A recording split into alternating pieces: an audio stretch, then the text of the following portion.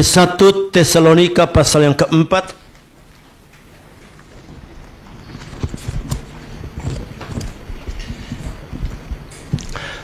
Pertama Tesalonika pasal yang keempat, ayat 1 sampai dengan ayat yang ke-12. 1 Tesalonika pasal yang keempat, ayat 1 sampai dengan ayat yang ke-12. Saya hanya bacakan satu ayat, itulah ayat yang pertama.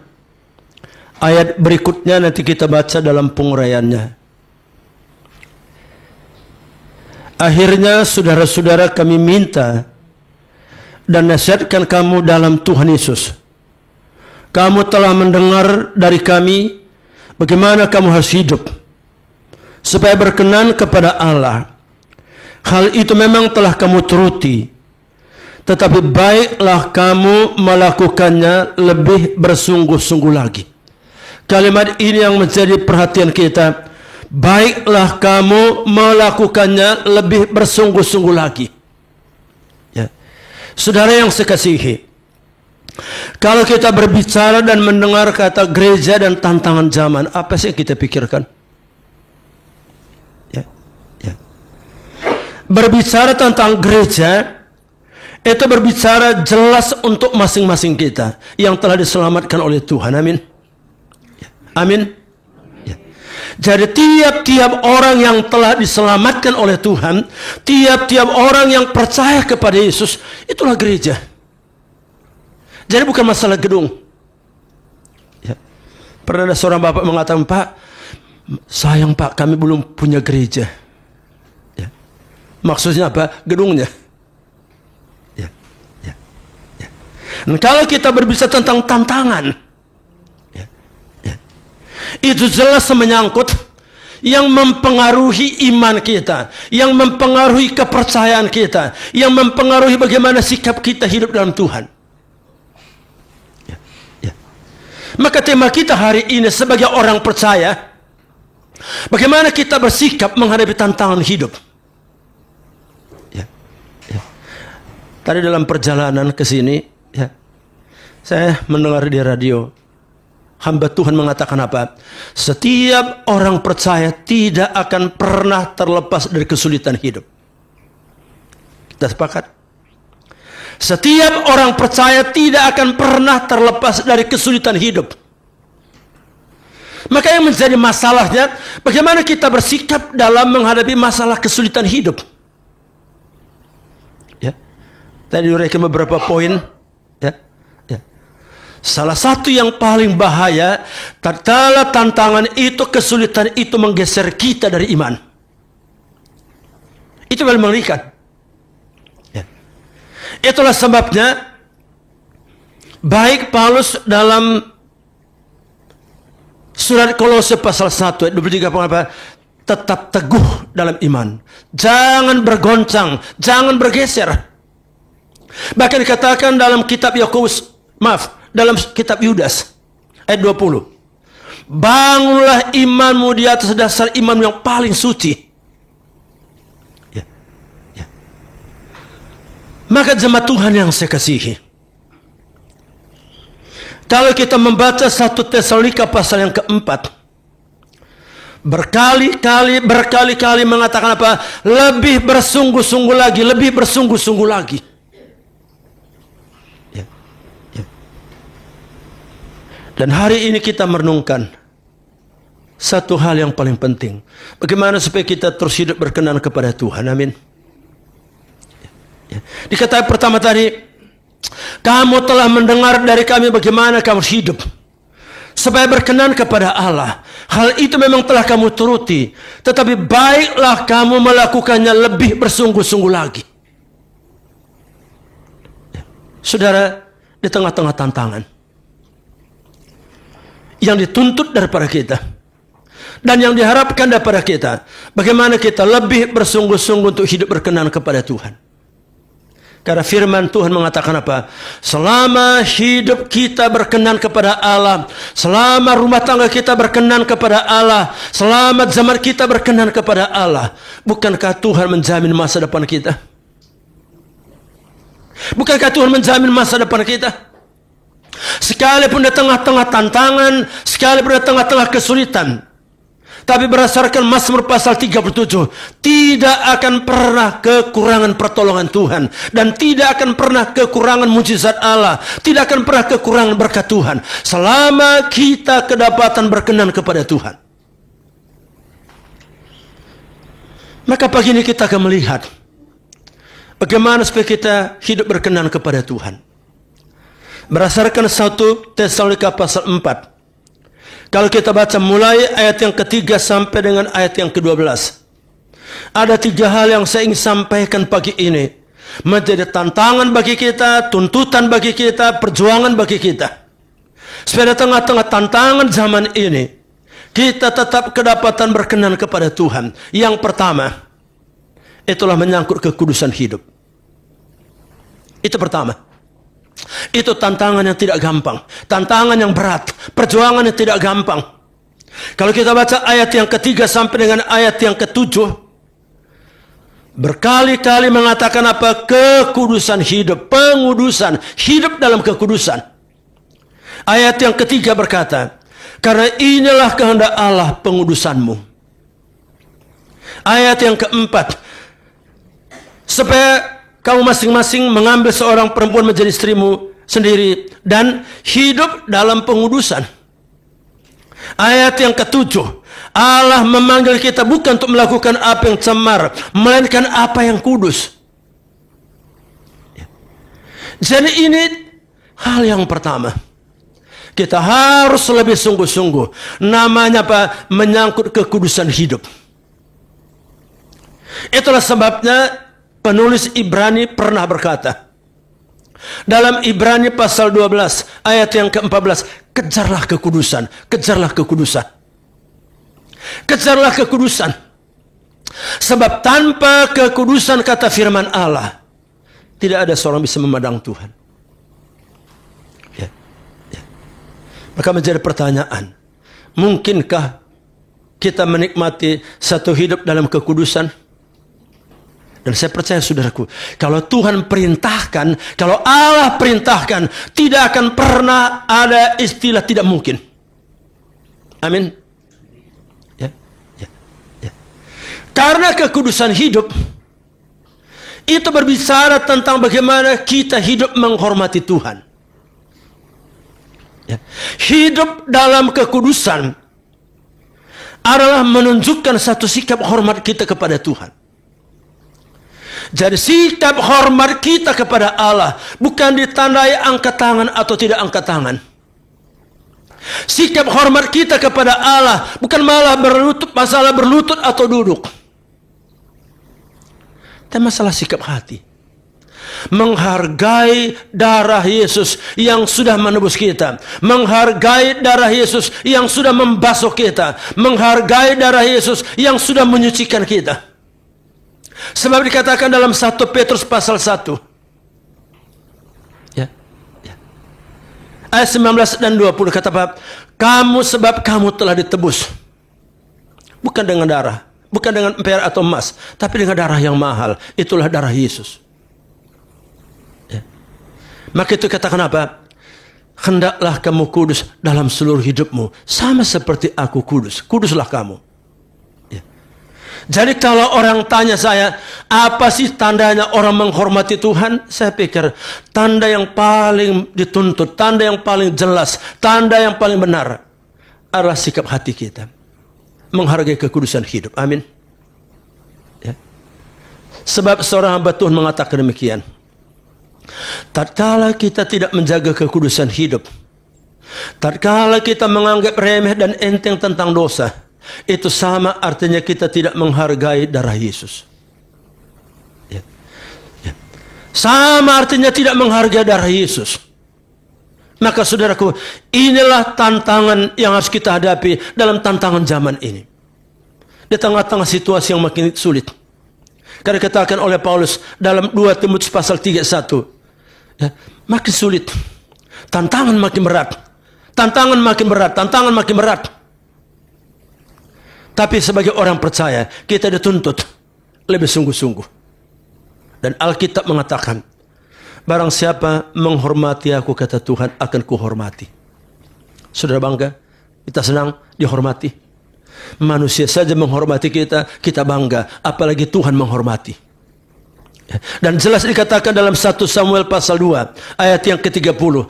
Allah sendiri berkata, barang siapa menghormati aku, akan kuhormati. Luar biasa. Dan dikatakan dalam Maleakhi pasal 3 ayat 16-17. Allah berkata, barang siapa menghormati aku, akan kuperhatikan dan akan kujadikan anak kesayangan. Maka saudaraku, kejar kekudusan. Amin. Jaga kekudusan hidup. Yang kedua, yang kita belajar dari firman Tuhan, kata lebih sungguh-sungguh lagi. Itulah memiliki sikap peduli. Sikap peduli. Ya. Ya.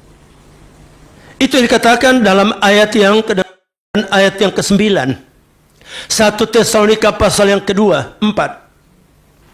1 Tesalonika pasal 4 tadi ayat 8, 7 dan 8 sampai 9. Berbunyi demikian. Allah memanggil kita untuk melakukan apa? Allah memanggil kita bukan untuk melakukan apa yang cemar, melainkan apa yang kudus. Ayat 8. Karena itu siapa yang menolak ini bukanlah menolak manusia, melainkan menolak Allah, yang telah memberikan juga rohnya yang kudus kepada kamu. Tentang kasih persaudaraan, perhatikan, tentang kasih persaudaraan tidak perlu dituliskan kepada kamu, karena kamu sendiri telah belajar kasih mengasihi dari Allah. Hal itu kamu lakukan juga terhadap semua saudaramu di seluruh wilayah Makedonia. Tetapi kami menasihati kamu, saudara-saudara, supaya kamu lebih bersungguh-sungguh lagi. Berbicara tentang kasih, ini jelas berbicara tentang sikap peduli. Sikap peduli. Yang dikatakan tadi Paulus dalam 2 Timotius pasal 3:1 itu, manusia tidak lagi memikirkan orang lain. Manusia hanya mencintai diri sendiri. Manusia hanya sibuk untuk diri sendiri. Manusia habis waktunya hanya untuk diri sendiri. Tapi sebagai orang percaya, kita dituntut memiliki sikap peduli. Ya, ya, ya. Memiliki sikap peduli. Karena apa? Kalau kita berbicara tentang kasih Tuhan, ya, bagaimana aku mengalami kasih Tuhan, bagaimana aku menikmati kasih Tuhan, bagaimana aku merasakan kasih Tuhan. Saya percaya saudaraku, itu menunjukkan betapa kita ini orang yang sangat berhutang. Ya, ya, ya. Maka dikatakan dalam 1 Yohanes pasal 3:16. Ya. Berbunyi apa? Ya. Mari kita baca 1 Yohanes pasal 3.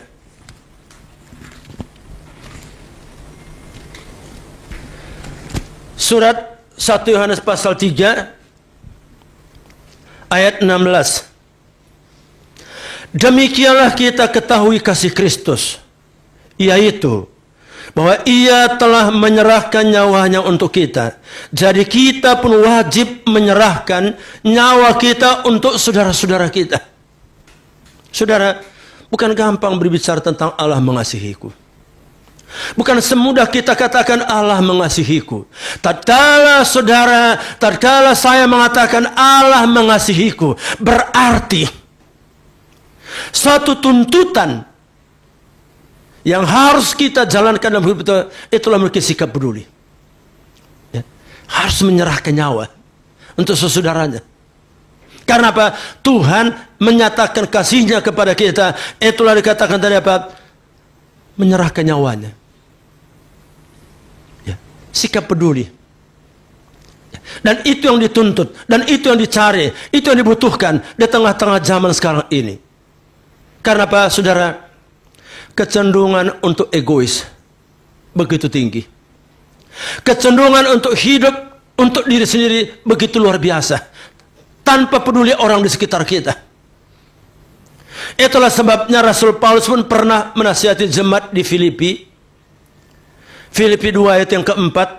Janganlah tiap-tiap orang hanya memikirkan dirinya sendiri, tapi pikirkan orang lain. Janganlah tiap-tiap orang hanya memikirkan diri sendiri, tapi pikirkan orang lain. Karena apa? Tuhan sudah memikirkan kita. Amin. Tuhan sudah berjuang bagi kita. Tuhan sudah melakukan segala-galanya untuk kita. Ya. Maka sebagai orang percaya, sejauh mana kita memiliki sikap peduli? Sejauh mana sih jemaat kita memiliki sikap peduli? Sejauh mana sih gereja kita memiliki sikap peduli? Sejauh mana sih rumah tangga kita memiliki sikap peduli? Dan saya percaya saudaraku, salah satu rahasia kebahagiaan tatkala kita memiliki sikap peduli. Amin. Itu kebahagiaan. Ya. Tatkala kita memiliki sikap peduli. Itulah sebabnya dalam Kisah Rasul pasal 20 ayat yang ke-35 khususnya bagian B. Ya. Ayat ini memang sering dibacakan oleh gereja-gereja tertentu sebelum kantong kolektif jalan. Mungkin supaya isinya lebih banyak. Ya. Jadi sebelum kantong jalan dibacakan ayat itu adalah terlebih berkat memberi daripada menerima. Ya. Dulu saya 4 tahun di Manado, ayat itu paling banyak itu dibacakan tiap kolektif. Ya. Lalu jalan kalah 4 sekali jalan, 2 kanan 2 kiri. Ya. Adalah terlebih berkat, adalah terlebih berbahagia memberi daripada menerima. Ya. Pada saya tahu itu ayat itu bukan ayat kolektif. Ya. Tapi itu menunjukkan apa? Sikap peduli. Bagaimana hidup kita berarti untuk orang lain. Bagaimana hidup kita membahagiakan orang lain. Bagaimana hidup kita mensejahterakan orang lain. Itulah kebahagiaan kita. Ya. Maka saudaraku, salah satu penyebab mengapa banyak rumah tangga tidak bahagia, suami tidak bahagia, istri tidak bahagia, orang tua tidak bahagia, anak tidak bahagia. Karena apa? Belum sampai kepada prinsip hidup ini. Saya percaya kalau masing-masing suami, kita semua para suami berjuang membahagiakan istri kita, saya percaya kita pasti bahagia. Bapak-bapak setuju? Ini kelihatan berat ini. Bapak-bapak setuju? Kurang setuju? Ya. Sebaliknya saya percaya setiap para istri, setiap ibu-ibu, kalau dalam pikirannya bagaimana suamiku bahagia, bagaimana suamiku sejahtera, saya percaya ibu-ibu pasti bahagia. Ibu-ibu setuju? Tapi sebaliknya, makin kita mengharap akan makin kehilangan. Ya. Maka saya tidak bosan-bosannya menyaksikan. Ya. 33 tahun yang lalu, tatkala rumah tangga kami diteguhkan dalam pernikahan, ya, khotbah pendeta itu tetap bagi saya itu satu hal yang luar biasa. Karena katakan apa? Ya, saudara sastra, kalau engkau mau menjadi suami yang berbahagia, berjuanglah bahagiakan istrimu. Nama istri saya ada di sini. Ya, Deli, kalau engkau mau menjadi istri yang berbahagia, berjuanglah bahagiakan suamimu. Maka saudaraku, itulah salah satu kegagalan kita. Karena apa? Terlalu banyak kita egois. Terlalu banyak kita egois. Sebagai suami egois, sebagai istri egois, sebagai gembala egois, sebagai jemaat egois. Itulah sebabnya merusak hubungan kita. Karena apa? Keegoisan. Maka dikatakan dalam ayat yang ke-8 tadi, ayat yang ke-9, tentang kasih persaudaraan. Tidak perlu dituliskan kepada kamu, karena kamu sendiri telah belajar kasih mengasihi. Dari siapa? Dari Tuhan yang mengasihi kita. Dari Allah yang mengasihi kita. Dari Yesus yang mengasihi kita. Dan satu hal yang kita mengerti, tatkala Yesus menyatakan kasihnya kepada kita, Ia merelakan dirinya miskin dan melarat. Ya. Sehingga dikatakan dalam 2 Korintus pasal yang ke-8 ayat 9. Ia yang rela, ia yang kaya rela menjadi miskin. Ia yang kaya rela menjadi melarat. Dan tatkala saya mencoba memahami apa artinya ia menjadi miskin, apa artinya ia menjadi melarat, akhirnya saya menemukan, saya rasa belum pernah seorang manusia semiskin Tuhan Yesus. Ya, saya percaya belum pernah ada seorang manusia pun semelarat Yesus. Mulai dari tempatnya lahir sampai mati dan dikuburkan, hidup Yesus diwarnai dengan miskin dan melarat. Tempat lahirnya dipinjam, kuburannya pun dipinjam. Betul? Mengapa, saudaraku? Karena ia pikirkan saudara, ia pikirkan saya. Karena ia pikirkan saudara, ia pikirkan saya. Itulah sebabnya ia membiarkan dirinya miskin dan melarat. Tidak ada kesempatan bagi dia untuk pikirkan dirinya. Ya. Kalau sekarang kan terlalu banyak orang memikirkan diri sendiri. Ya. Sehingga banyak orang sekarang pun masih sehat, masih segar, kuburannya pun dia sudah pesan. Ya. Bahkan saya pernah bertemu dengan seorang bapak, 25 dia pesan sekaligus. Ya, 25. Ya. Jadi untuk istrinya, untuk abangnya, untuk adiknya, semua dia sudah pesan. Ya, tidak salah juga sih. Saya katakan, Pak, untuk saya juga dipesan satu, saya tidak keberatan. Ya. Tapi yang saya belajar bahwa betapa luar biasa Tuhan Yesus yang tidak egois. Betapa Yesus luar biasa yang memikirkan saudara, yang memikirkan saya. Lebih bersungguh-sungguh lagi. Lebih bersungguh-sungguh lagi. Maka saudaraku, belajarlah mengerti, belajarlah memahami, belajarlah melihat, belajarlah memikirkan orang-orang di sekitar kita. Pasti kita bahagia. Itu yang berkenan kepada Tuhan. Itu yang berkenan kepada Tuhan. Ya.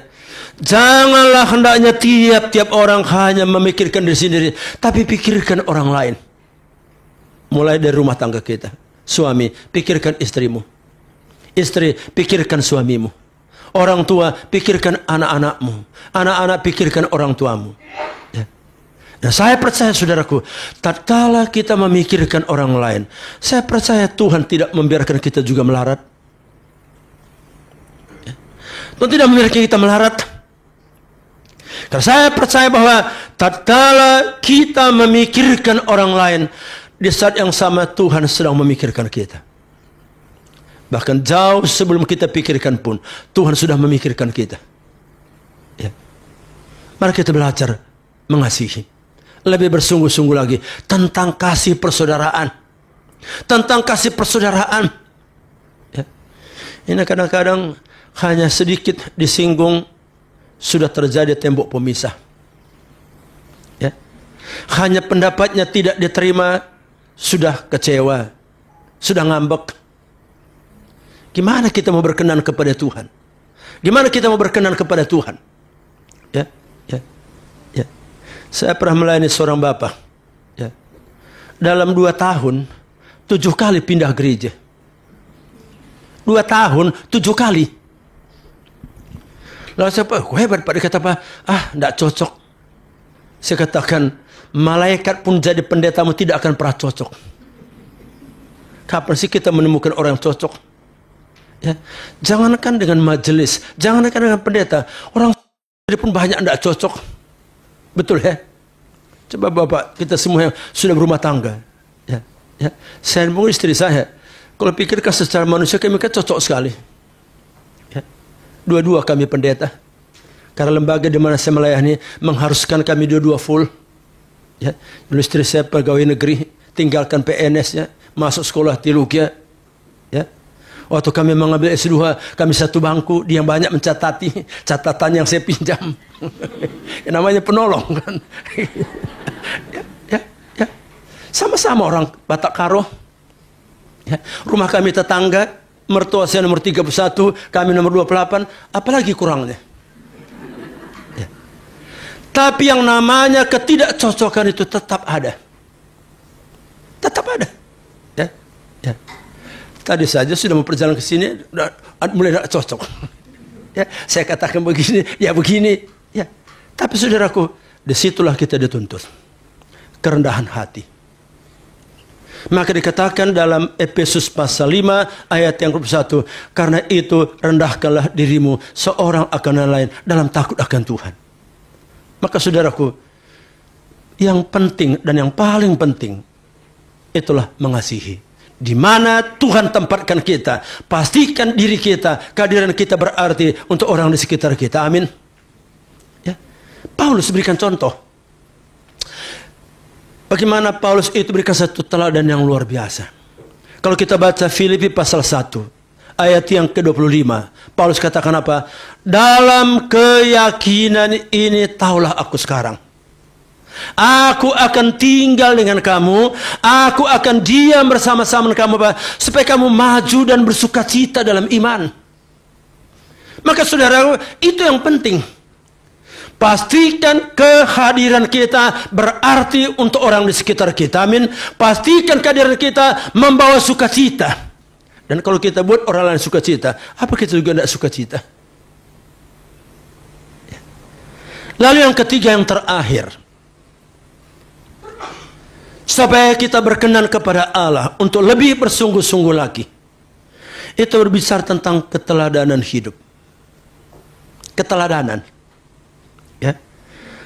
Ayat yang ke-11 dan 12 1 Tesalonika pasal 4, dan anggaplah sebagai suatu kehormatan untuk hidup tenang, untuk mengurus persoalan-persoalan sendiri, dan bekerja dengan tangan, seperti yang telah kami pesankan kepadamu, sehingga kamu hidup sebagai orang-orang yang sopan di mata orang luar dan tidak bergantung kepada mereka. Ya, ya. Luar biasa, saudara. Ya. Bekerja dengan tangan, hidup sopan di mata orang luar. Ya. Ini menyangkut apa? Kesaksian hidup, keteladanan hidup. Hidup sopan di mata orang. Ya, ya. Dan itu satu tantangan. Tanpa kita ngomong, tanpa kita bicara, tapi ada hasil. Amin. Ada hasil. Ya. Ini kadang-kadang ngomongnya banyak, hasilnya tidak ada. Ini yang paling seringkali mencelakakan. Ngomong besar, ngomong banyak, tapi tidak buat apa-apa. Nah, saya rasa banyak keluarga rusak, gereja pun rusak. Karena apa? Orang-orang seperti ini hanya ngomong, tapi tidak menghasilkan. Ngomong besar, tapi tidak buat apa-apa. Tapi Paulus katakan apa? Bekerja dengan tangan. Kata bekerja dengan tangan, sesuatu yang kita hasilkan, sesuatu yang dihasilkan. Tanpa kita mengaku iman, tanpa kita mengaku percaya, tanpa kita mengaku anak Tuhan, tapi Tuhan nampak. Saya rasa itulah keteladanan. Ya. Maka sebagai orang-orang percaya di tengah-tengah tantangan zaman ini, satu yang menjadi pertanyaan, bisakah, sanggupkah, bolehkah kita mengatakan seperti Paulus, turutilah teladanku? 1 Korintus 4 ayat 16, turutilah teladanku. Nah, saya percaya saudaraku, salah satu tuntutan tatkala kita mengaku percaya, tatkala kita mengaku Yesus telah mati bagiku, bagaimana supaya kita menjadi contoh? Bagaimana supaya kita menjadi contoh? Lewat contoh yang ada dan yang nampak lewat hidup kita. Percaya saudaraku, itulah membuat orang akan memuliakan Tuhan. Amin. Itulah orang membuat memuliakan Tuhan. Keteladanan hidup. Ya, ya. Maka jemaat yang saya kasihi, tantangan, pergumulan, kesulitan, apapun yang kita hadapi sebagai orang percaya, sebagai gereja Tuhan, ya, percayalah, selama kita berkenan kepada Tuhan, ada tangan Tuhan yang menopang kita. Amin. Ada tangan Tuhan yang menopang kita. Ya. Maka itu bahagian kita, tugas kita, tanggung jawab kita. Yang pertama, mari kita terus hidup menghormati Tuhan dengan menjaga kekudusan hidup. Yang kedua, mari kita hidup di tengah-tengah zaman ini untuk boleh menjadi berkat. Karena apa? Memiliki sikap peduli. Dan yang ketiga, mari kita hadapi tantangan ini dengan apa?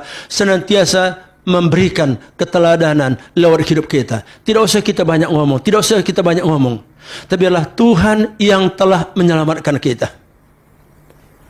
Nampak perubahan, nampak perbedaan di tengah-tengah situasi yang kita hadapi.